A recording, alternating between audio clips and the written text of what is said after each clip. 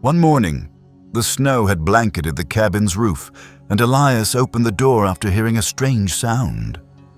At the wooden doorstep, a wild bobcat, exhausted and wet from the cold, stood silently. But what left Elias speechless? It was not the presence of the fierce creature he had only dared observe from afar. It was what lay beneath its feet. A kitten, covered in blood, with a twisted leg, gasping for breath in the freezing fur. The mother bobcat gazed at Elias with eyes the color of dying fire. It did not growl, nor did it run away. It simply stared at him as if sending a message that could not be expressed in words. Elias understood.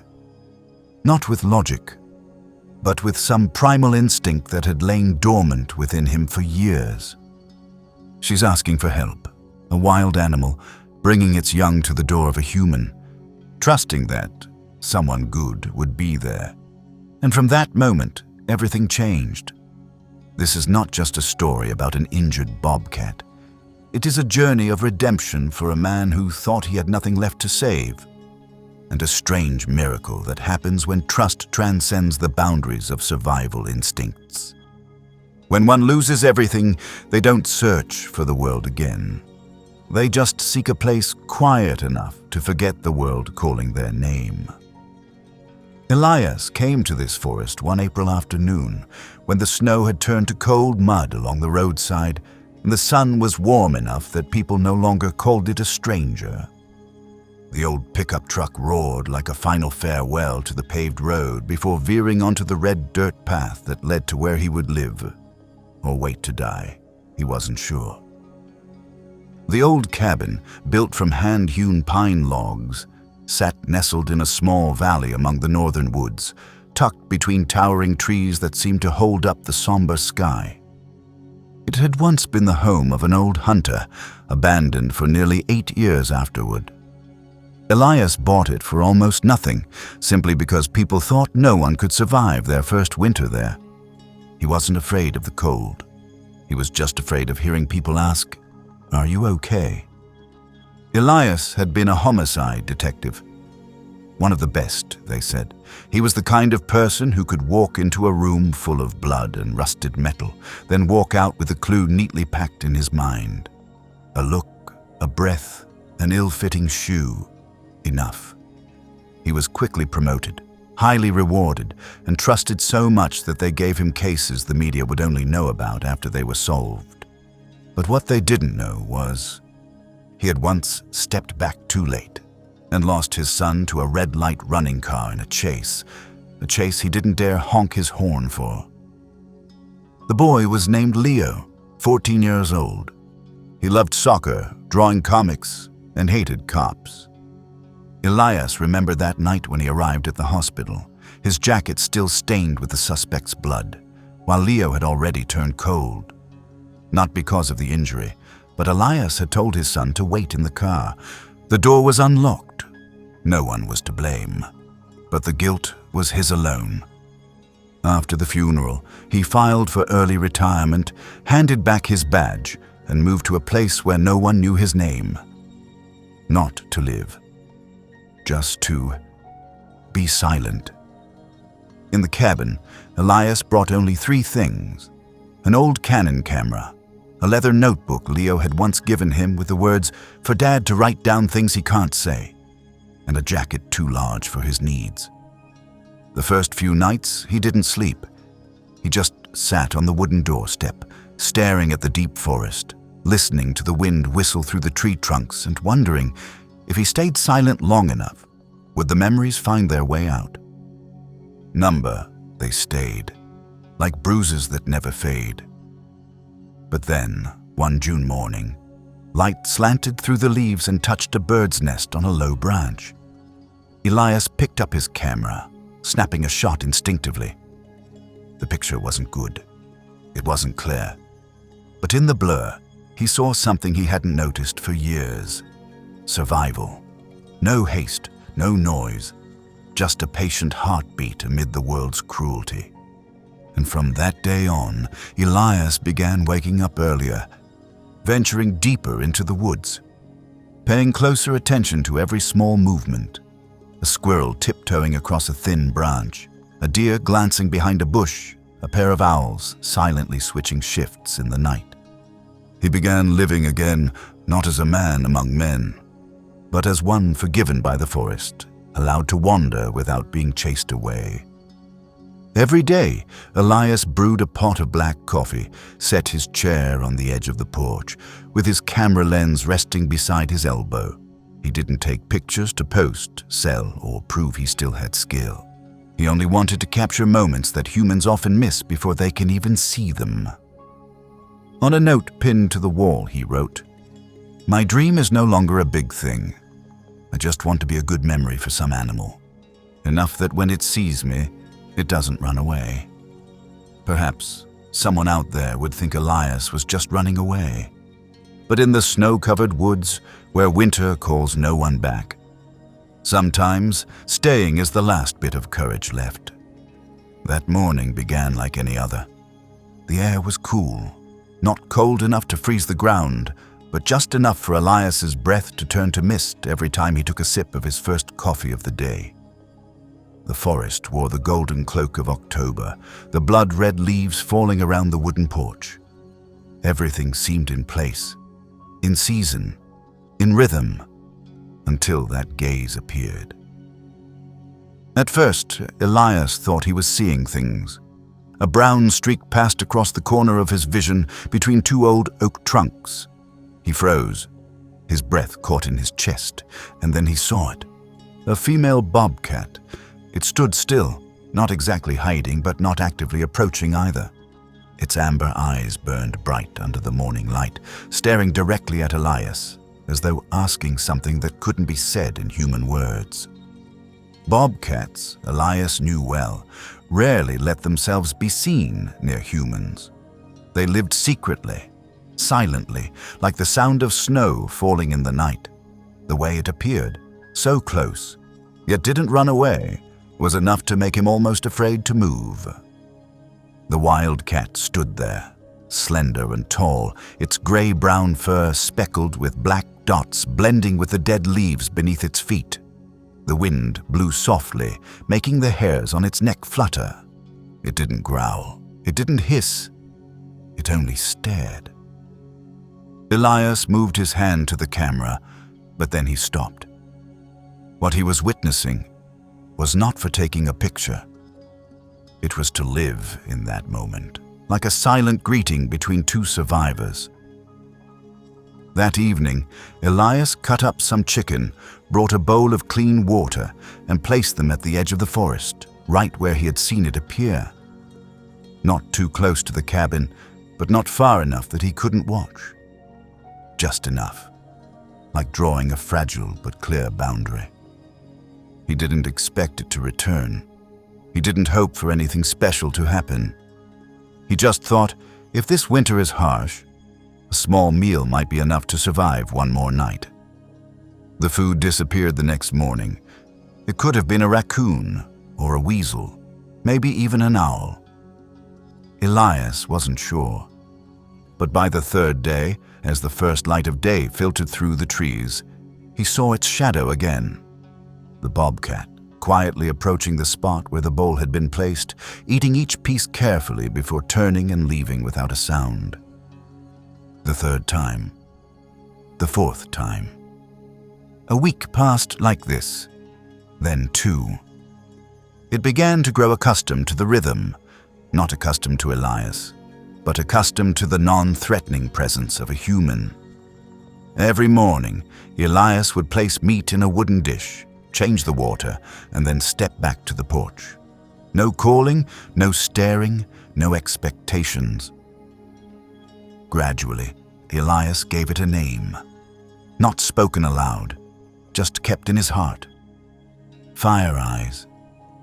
Because those eyes, like fire burning in the snow, like a memory that refuses to fade. Some mornings it came earlier than Elias. Sitting and waiting, like a shadow of fur, hidden among the tree trunks. Once, Elias stepped out earlier than usual, accidentally catching its gaze under the angled sunlight. It didn't run, it didn't growl, it simply turned slowly as if saying, "I know you're here, and I allow it." Between humans and wild animals, there is no concept of domestication.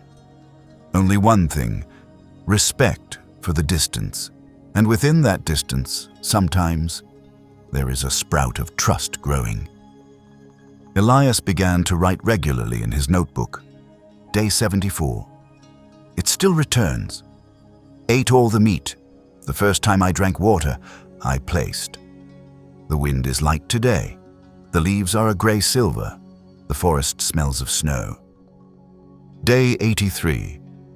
I set up the night camera. Got footage of it carrying something. Seems to be prey. Then hiding it in the bushes. Could there be young ones? Not sure. Day 95. For the first time, it stared at me for more than 10 seconds. Its eyes had no fear, no expectation, just looking. And then, one night, when the wind howled on the metal roof and the forest seemed to scream as though foretelling a harsh white season, Elias sat alone by the fire, thinking about those eyes, and felt his heart soften. Not because he had grown accustomed to living alone, but because there was a creature in the forest that had also chosen him as the least harmful presence in its harsh world. And for Elias, that was enough to change the order of his life. Storms come without warning. On the radio station of the last town before the forest, the host's voice remained calm, as if talking about a passing rainstorm, not an impending blizzard that would soon flood every wooden house off the map. Elias nailed the door shut with thick wooden planks, checked the firewood supply, and filled the iron tank with water. He was used to isolation, to the cold, to days without a human voice. But the cold of this January felt different from previous snowy seasons. It was cold, as if the earth itself was swallowing every breath, and most importantly, there were no tracks outside the forest edge. For the first time in weeks, the bobcat didn't appear. On the first day, Elias sat on the wooden chair by the stove, eyes never leaving the fogged window. At night, the wind howled like a scream passing through time, banging against the walls as if collecting its due. He thought about the amber eyes, thought about the resilient shadow slipping through the underbrush.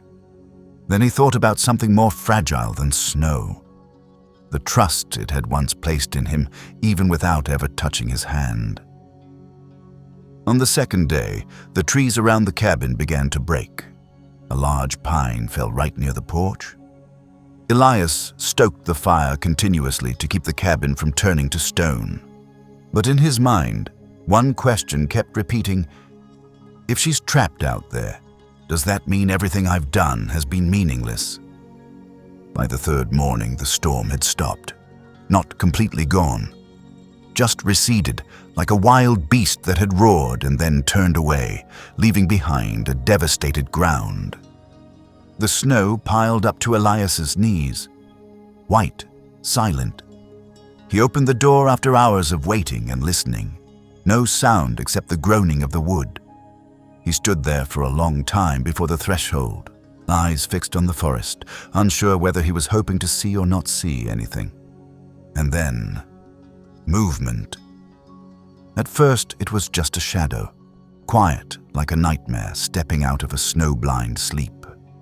But as it drew nearer, Elias froze. It was her, the mother bobcat. But she was not like before. Her body sagged. Her fur was matted and clumped in patches. Her breath came out in little puffs like smoke, as if it had nearly run out. And most importantly, she wasn't alone. At her feet, dragging a trail in the snow, was a tiny life, several times smaller, soaked through, almost motionless. A kitten. Elias didn't think. He stepped forward, his heart pounding so loudly he could feel each beat in his wrist. The mother bobcat stopped a few steps from the threshold. She didn't growl. She didn't snarl. She simply looked at him, her eyes burning with something Elias had never seen in the eyes of a wild creature, desperate awareness. The kitten lay on its side in the reddish snow. One of its hind legs was twisted backward, the blood dark and frozen around the wound. The marks of teeth on its neck were still visible, not from its mother's bite, but from the bite of a wild animal. Elias swallowed hard. This creature may have survived the attack, but it wouldn't make it through the night without help. And the mother, a wild creature that had always stayed away from human figures, had come right up to a human's door, bringing her young, not out of trust, but because there was no other choice. In that moment, Elias understood. No words needed, no explanations. This was not instinct, not a reflex, but a risky choice by a mother, betting everything she had left to give her child a chance to live. And he, Elias, the man who had once helplessly watched his own son die on an operating table, was chosen to hold that hope. He stepped inside, heart racing. He called the nearest animal rescue center, the one closest to accept injured wild animals. The signal was weak, but enough to connect. A doctor's voice came through quickly, sharply. "Get a soft towel, wear leather gloves. If the mother doesn't attack, gently wrap the kitten up.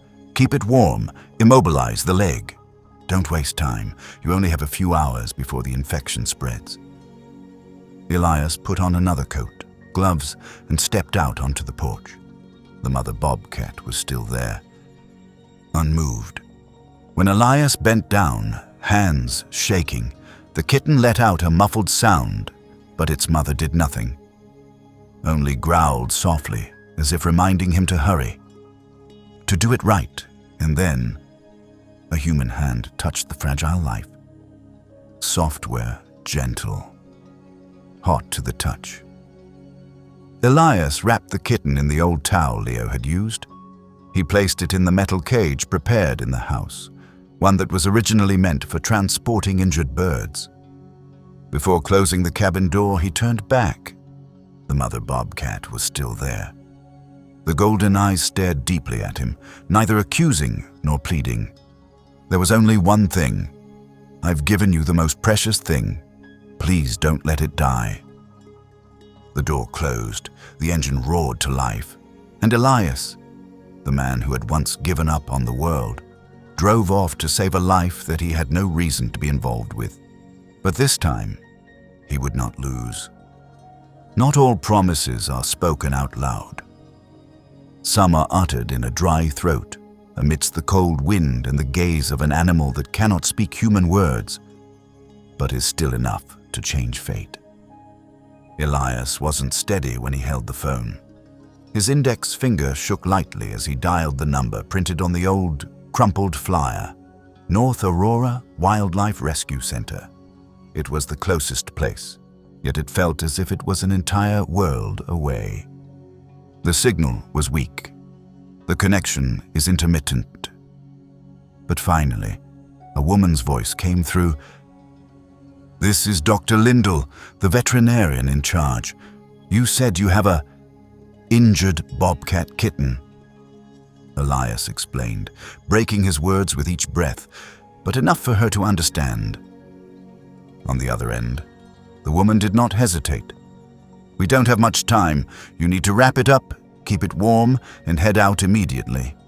I'll stay on the line to guide you if anything comes up. Don't hang up." Leather gloves, a soft towel, the plastic box Elias had once used to carry camera gear, now turned into a lifeline cage. He lined it with a towel, checked the latch. His hands still shook. Not from the cold, because he was scared. Scared he wouldn't be quick enough.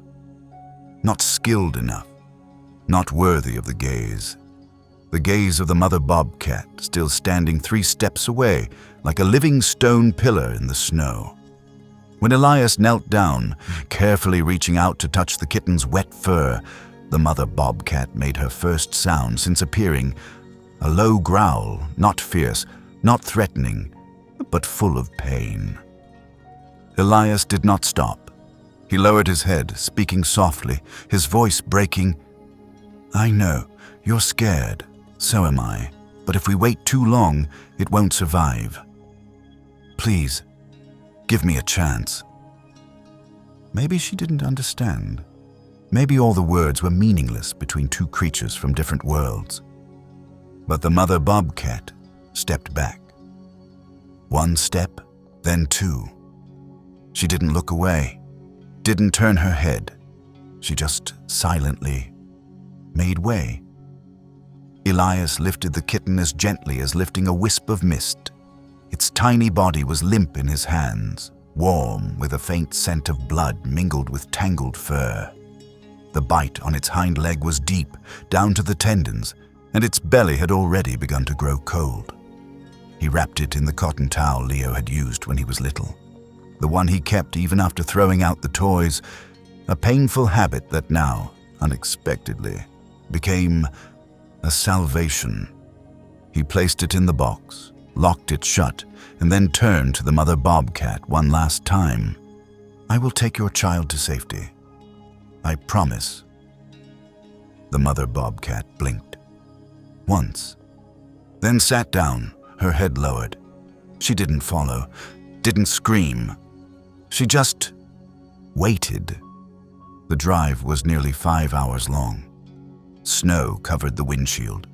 The headlights shone on white walls with no shape, no path, as if Elias were driving through a nameless realm. Dr. Lindell stayed on the line. Every half hour, she asked, "Is it still breathing?" And Elias would tilt his head, listen, a soft, steady breath but growing weaker. "Hang in there, little one. Your mom believes in the doctor. Don't let her down." Those weren't words of reassurance for the animal. They were words Elias was saying to himself, the man who couldn't keep the last promise he made to his son. When they reached the center, the clock read 2:17 a.m. The porch light was dim. A young nurse opened the door, her thick coat covering most of her face. Elias held the box, walking through the bright hallway like a sleepwalker. The smell of burning pine filled the air. On the walls were pictures of bobcats, snow foxes, owls, each gaze seeming to bear witness to every life brought here, amidst the cold and the hope. The kitten was taken to the emergency room. Elias stood outside, his back against the wall, still holding the empty box in his hands. 1 minute, then 2. Dr. Lindell emerged, her eyes dark but bright. "It will survive. Complicated fractures, blood loss, but we stopped the bleeding and stabilized the leg. We'll have to operate, but it's a little warrior." Elias sank into the chair. For the first time in many years, he cried without holding back. Not because he was afraid, not because he was sorrowful, but because he was forgiven. In the harshest of winters, a wild cat had trusted a human, and that human, with all the remaining humanity in his heart, had not let her down. 7 hours. 4 white walls. A man sat still as a stone statue, still clutching the empty cotton towel in his lap, the one that once held a life hanging between life and death. Elias didn't sleep. He didn't look at the clock. He just sat there, as if he stood up, the fragile thing happening in the emergency room would collapse like snow sliding off a roof. The kitten, the child of a wild creature, had almost no breath left when they arrived. Its skin was pale, its body temperature had dropped dangerously low. One of its hind legs was completely broken, the bone piercing through the skin, blood vessels damaged and infection starting to spread. No one had asked its name. But in Elias's mind, the name came to him like a breath. Ash. The ashes of something once burned, and now struggling to be rekindled. In the long hallway, with only the sound of the heater, Elias closed his eyes. He saw his son's face, Leo, from that snowy night, The same trembling hand, the same siren wail cutting through the hopelessness, and the same whispered words that no one answered. "Don't sleep. Please, don't sleep." And now, with these same words, Elias whispered again, but this time to a creature of another kind. A creature he hadn't given birth to, hadn't raised, but one that had entrusted him with an instinctual, illogical trust. "Can you hear me, little one? Don't go. I don't know what you are in my life, but I know, if you die here, I'll have nothing left to save in myself." And then the door opened. Dr. Lindell stepped out, blood-stained clothes, eyes red from staying awake. "We've kept it alive. We had to stitch 2 layers, give fluids, and lower the fever. But it's breathing again. The pulse is weak but steady. It has a chance." Elias didn't shout, didn't clap, didn't collapse. He just nodded slowly, as if that was enough to change everything in him. He sat there for another hour, 2, never leaving the hallway, until the nurse brought a hot cup of tea and said, "You can go now. We'll call if anything comes up." Elias shook his head. "I'll stay, I promised." The sky outside was still dark.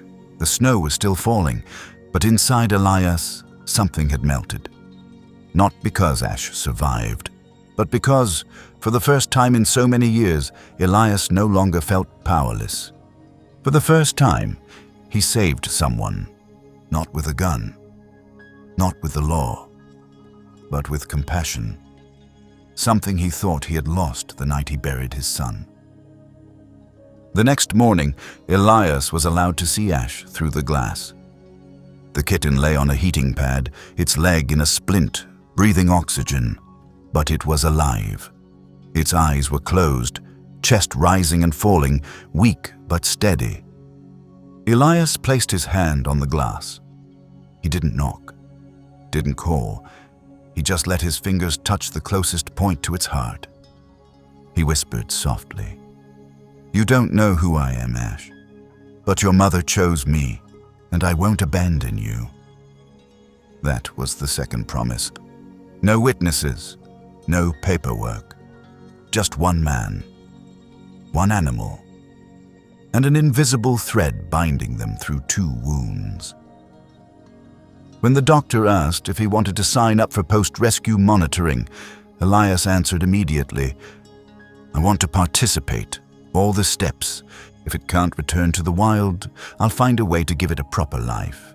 And if allowed, I will be the one to bring it back." No one asked why Elias was doing this. They just looked at him as if they understood. Because in the moment Elias left the center, the first light of January shone on the snow, quietly, faintly, but clearly, like a nod from something greater than life itself. Ash lived, and the world seemed to begin breathing again, not loudly, not joyously, just a soft heartbeat, but real. The final diagnosis came after 3 weeks. Ash couldn't return to the wild. Too many interventions from humans, too many nights under fluorescent lights instead of the sky, and most importantly, this little wild cat had learned to live without fearing humans. Something nature doesn't allow. Dr. Lindell said it in her calm voice, as if she had said this hundreds of times, but this time, she left a silence before continuing. "We can send it to a bigger conservation center. But if you're willing, Elias, there's another path." Elias didn't answer right away. He drove back to the cabin in silence, through the snow-covered roads half melted, the earth soft and exhaling the smell of warm mud. He didn't turn on the radio, didn't say a word. Only the sound of tires crunching through the silent puddles, as if he were driving deep into himself. That night, Elias opened the old leather notebook again. The last page had been written from the previous fall, noting the Times Fire Eyes, the name he had never spoken aloud, had passed by the forest edge. He picked up the pen and wrote, Maybe the only thing I can do is to hold on to the life that someone once entrusted into my hands, not to atone. But because for the first time, I understand what it means to care without carrying control. Elias signed up for the Wildlife Rehabilitation Program for non-releasable animals. He learned everything from the beginning, not how to shoot, track, or follow the scent of blood like the days he was a detective, but how to quietly exist beside a creature that couldn't speak, couldn't ask, couldn't resist, but knew exactly who had harmed it and who hadn't. He read about nutrition, about bobcat behavior, about designing a space large enough for Ash to still feel like it belonged to the wild, but safe enough not to fall into death's reach again. And he began building, each shovel, each stone, each meter of fence. Behind the cabin, where the afternoon light slanted through the branches like honey, Elias created a small forest for Ash. No barbed wire, no concrete floor, just wood, an artificial stream, dry tree hollows, and natural vines. A small world in the wilderness, where the boundary between human and beast was no longer a forbidden line, but a soft thread bound by respect. The day Ash was brought back, the sun was shining. It wasn't as small as when Elias first saw it in blood and snow. Now, its fur had grown back, the black spots clearer, its steps still cautious but firm. The hind leg was slightly crooked, but it was no longer an injury, but a mark of life. Elias opened the cage. Ash didn't jump out right away. It just poked its head out, taking a long breath as if considering whether this was home or another trap. And then it stepped out, slowly, step by step. Not looking at Elias, but not afraid. It walked toward the rock hollow he had prepared, sat down, and calmly licked its hind leg. That night, Elias sat on the porch, like every other night, Ash curled up by the wild sumac bush, neither too far nor too close. And then, a silent shadow appeared at the edge of the forest. Fire eyes, thinner, older, but still those eyes, yellow like a flame that refuses to be extinguished. She didn't move closer, didn't growl. She just sat there, on the line between the wild and humanity, looking inside, where the child she had once given away was now lying peacefully, breathing in rhythm with the wind through the trees.